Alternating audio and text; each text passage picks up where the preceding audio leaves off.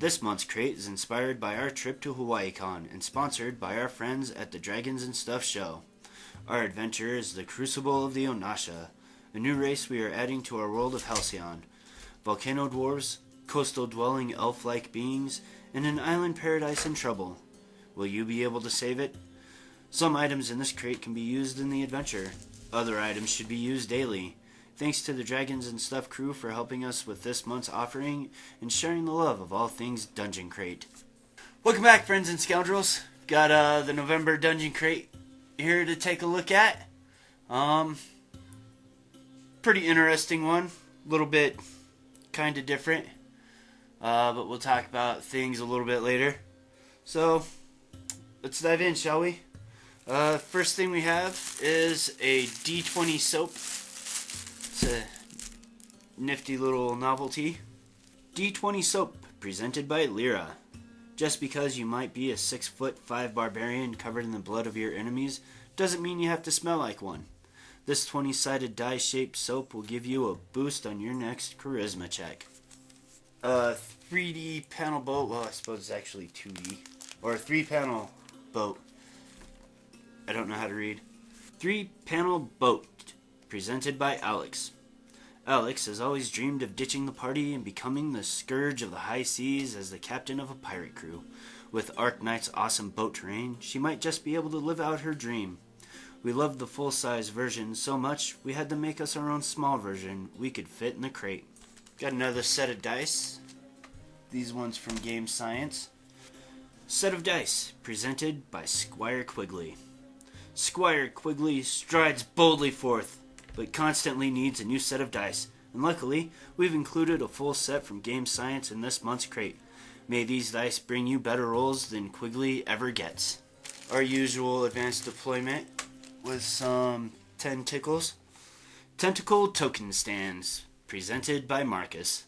Sometimes, Marcus might accidentally open a rift in the cosmos and unleash tentacled horrors on the world. Thanks to advanced deployment, you'll know exactly where they are on the battlefield. Bones figure, Eldritch Demon. When you absolutely, positively have to get your TPK on, consider the Eldritch Demon to destroy all your players' hopes and dreams. Adventure, the Crucible of Onasha. Dungeon Crate Adventure, Crucible of the Onasha.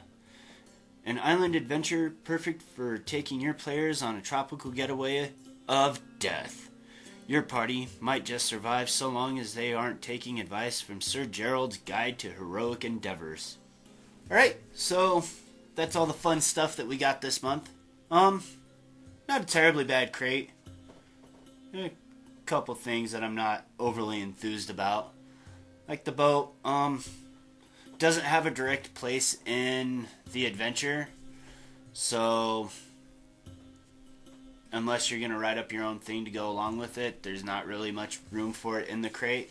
I think it's something that might have worked a little bit better as one of the digital downloads, maybe. I know the guys at ArcKnight put some good work into it, and you can tell it's nice.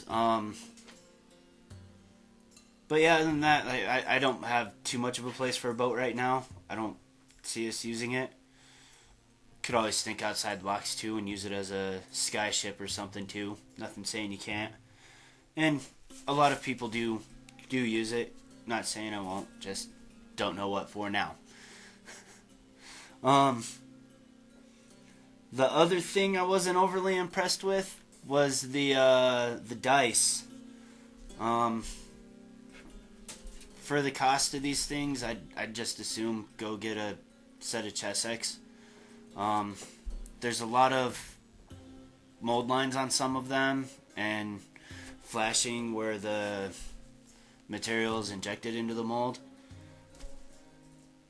And they're not very impressive at all. I know a lot of people get super excited about the Game Science dice, but there's no big draw to me. If I had bought these, I'd be taking them back for sure. I don't know if anybody else's dice were, but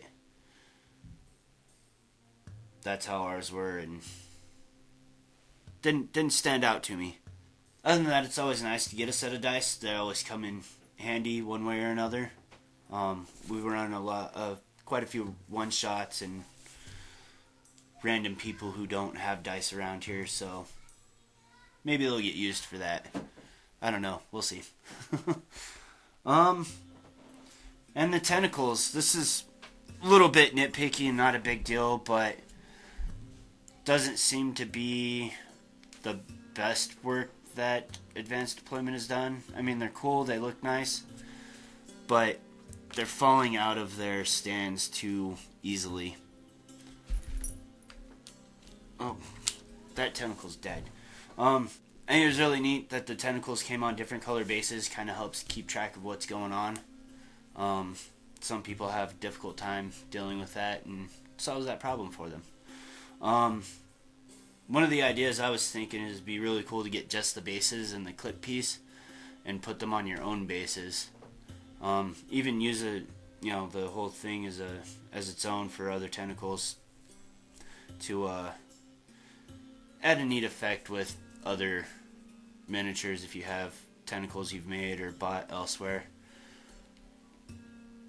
Our demon's base is a little wonky and he falls over. Sorry. What else? I do like the Cthulhu-esque demon guy. He was pretty neat.